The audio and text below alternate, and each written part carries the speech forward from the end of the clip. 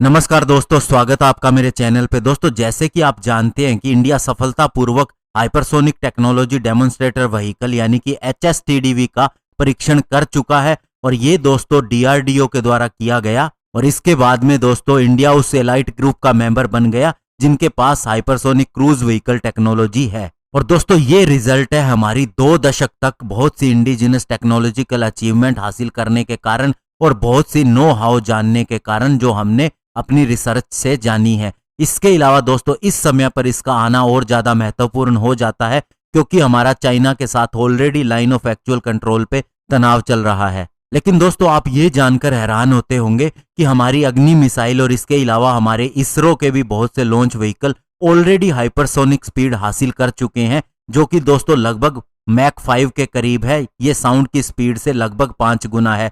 तो ऐसे में HSTDV को हासिल करना कितनी बड़ी बात है। तो इसके लिए दोस्तों हमें स्क्रैमजेट इंजन को जानना होगा कि किस तरह से यह पावर देता है HSTDV को। तो चलिए दोस्तों आज इसी को जानते हैं और शुरू करते हैं। दोस्तों अगर हम बात करें एयरप्लेन, रॉकेट या फिर मिसाइल के इंजन की कि ये किस तरह से काम करता है, तो दोस्तों ये एक मिक्सचर बनाता है फ्यूल और ऑक्सीडाइजर का और उसे फिर बर्न करता है और इससे पावर जनरेट होती है जो बाद में दोस्तों थ्रस्ट पैदा करती है ताकि व्हीकल आगे बढ़े। और ऐसा ही दोस्तों बहुत से ऑटोमोबाइल इंजन के अंदर भी होता है और बहुत सी मिसाइल और फ्लाइट सिस्टम के अंदर सुपरसोनिक स्पीड के इंजन का इस्तेमाल किया जाता है जो कि दोस्तों मैक 1 से लेके मैक 5 के बीच में होती है। और ये दोस्तों इंजन रैमजेट इंजन होता है।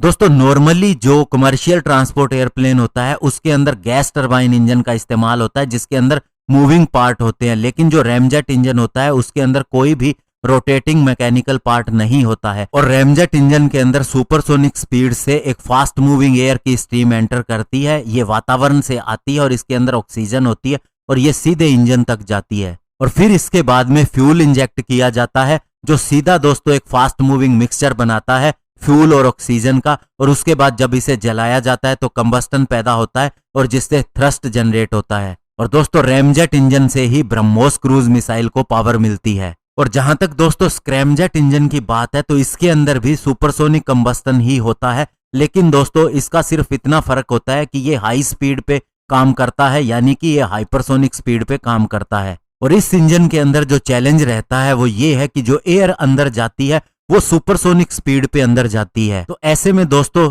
फ्यूल को इंजेक्ट करना, उसके बाद में एयर स्ट्रीम को एक स्टेडी फ्लेम के ऊपर होल्ड करना यानी कि एक समान स्पीड पे नियमित रखना और उसके बाद में पूरे फ्यूल का कंबस्टन होना, ये भी बहुत जरूरी होता है। और ये बहुत ही चैलेंजिंग टास्क होता है इस इंजन के अंदर और इसके लिए बहुत ज्यादा इंजीनियरिंग टास्क की जरूरत है। हमें पूरी तरह से अंडरस्टैंडिंग होनी चाहिए सुपरसोनिक फ्लो की और कंबस्टन मैकेनिक्स की। और इससे दोस्तों आप इस बात से समझ सकते हैं कि तेज हवा चल रही हो और आपको एक माचिस की तीली जलानी हो, लेकिन दोस्तों हाइपरसोनिक की जहां तक बात करेंगे तो एक साइक्लोन आ रहा हो और वहां पर आपको एक माचिस की तीली जलाने को बोला जाए तो आप समझ सकते हैं कि कितना हार्ड है। वही कंडीशन हाइपरसोनिक इंजन के अंदर रहती है। तो अब आप समझ सकते हैं जो फ्लेम जो इंजन के अंदर कंबस्टन करती है यानी कि ईंधन को जलाने का काम करती है और जब उसके ऊपर सुपरसोनिक स्पीड से एयर एंटर करती है तो वो कितनी देर तक जलती रहेगी या अपना काम करती रहेगी ये आप समझ सकते हैं। और ऐसे में दोस्तों अगर फ्लेम बुझ जाए तो उसके बाद क्या होगा, इंजन काम करना बंद कर देगा, थ्रस्ट खत्म हो जाएगा और ऐसे में व्हीकल अपना कंट्रोल खो देगा। अब दोस्तों HSTDV आप समझ सकते हैं कि स्क्रैमजेट टेक्नोलॉजी पे काम करता है। तो जो भी मैंने आपको चैलेंजेस बताए हैं इसके अंदर वो सारे इसके अंदर होते हैं। तो ऐसे में दोस्तों जो चीज काम आती है वो इसका एक तो डिजाइन होता है और दूसरा दोस्तों पूरी केयरफुली कंडीशन करके इसकी इंटरनल एयर स्ट्रीम अंदर डाली जाती है और उसके बाद में दोस्तों ये सारी चीजें स्टेबल रखनी पड़ती हैं और ये कंटिन्यूअस कंबस्टन प्रोसेस करता है ताकि इंजन एक नियमित रूप से ऑपरेशन करता रहे। और दोस्तों यही चीज हमने HSTDV परीक्षण के दौरान हासिल की है, जहां दोस्तों 20 सेकंड के लिए मैक 6 यानी कि 7200 किलोमीटर पर आवर की स्पीड के ऊपर ये काम करता रहा और ये सिर्फ और सिर्फ स्क्रैमजेट इंजन की वजह से हुआ। और दोस्तों आपको बता दूं पिछले कुछ सालों के दौरान इसरो भी इसी हाइपरसोनिक टेक्नोलॉजी के ऊपर काम करती रही है, स्पेशली स्क्रैमजेट टेक्नोलॉजी के ऊपर। और अगस्त 2016 के अंदर इसने एक सफल फ्लाइट एक्सपेरिमेंट भी किया स्क्रैमजेट इंजन का जिसे इसने लोकली ही डेवलप किया था। लेकिन दोस्तों HSTDV के दौरान हमने एक पूरी फ्लाइट को डेमोन्स्ट्रेट किया था व्हीकल की। इसके अलावा इसरो ने जो टेस्ट किया था उसके अंदर फोकस केवल इंजन के ऊपर था।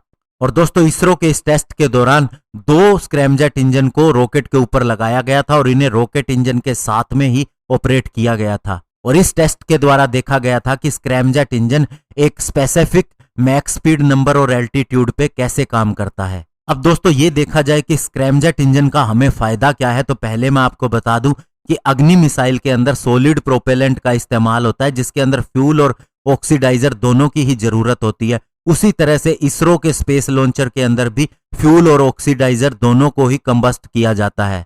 लेकिन दोस्तों स्क्रैमजेट इंजन के अंदर यह ऑक्सीजन हासिल करता है वातावरण से, तो ऐसे में ऑक्सीडाइजर साथ नहीं ले जाना पड़ता और इस तरह से वेट के अंदर कमी होती है, यानी कि ज्यादा वेट नहीं ले जाना पड़ता जो ऑक्सीडाइजर के रूप में होता है।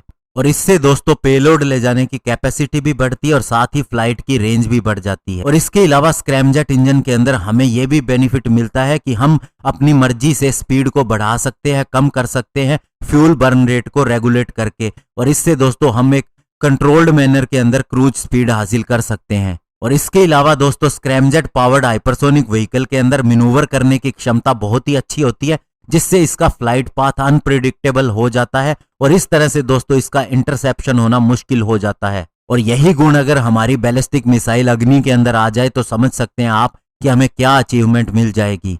अब दोस्तों इससे आगे हमने क्या करना है, तो आपको बता दूं हमने ये क्षमता तो हासिल कर ली है, लेकिन अब जो टेक्नोलॉजी इसके अंदर गैप है थोड़ा बहुत, वो भी हमें हासिल करना होगा और इसी से हमें सेल्फ रिलायंस भी मिलेगा। और DRDO इसके अंदर एक लीडिंग की तरह काम कर सकती है, एक साइंटिफिक और एकेडमिक रिसर्च इंस्टीट्यूट एस्टेब्लिश करके और एक टाइमलाइन डिसाइड करके, ताकि इससे आगे का प्लेटफॉर्म भी जल्दी डेवलप किया जा सके। और इसके अंदर प्राइवेट इंडस्ट्री भी अपना रोल निभा सकती है, केवल एक मैन्युफैक्चरिंग पार्टनर की तरह नहीं बल्कि एक पोटेंशियल की तरह जो टेक्नोलॉजी को और आगे डेवलपमेंट तक ले जाए। और अंत में दोस्तों इतना ही कहना चाहूंगा कि ये आत्मनिर्भर भारत की तरफ एक बहुत बड़ा कदम है और इससे हमें जो सफलता मिलेगी वो बहुत बड़ी होगी और इससे न केवल डिफेंस क्षेत्र में बल्कि अन्य क्षेत्रों के अंदर भी हमें बहुत ज्यादा फायदा होगा। धन्यवाद। जय हिंद।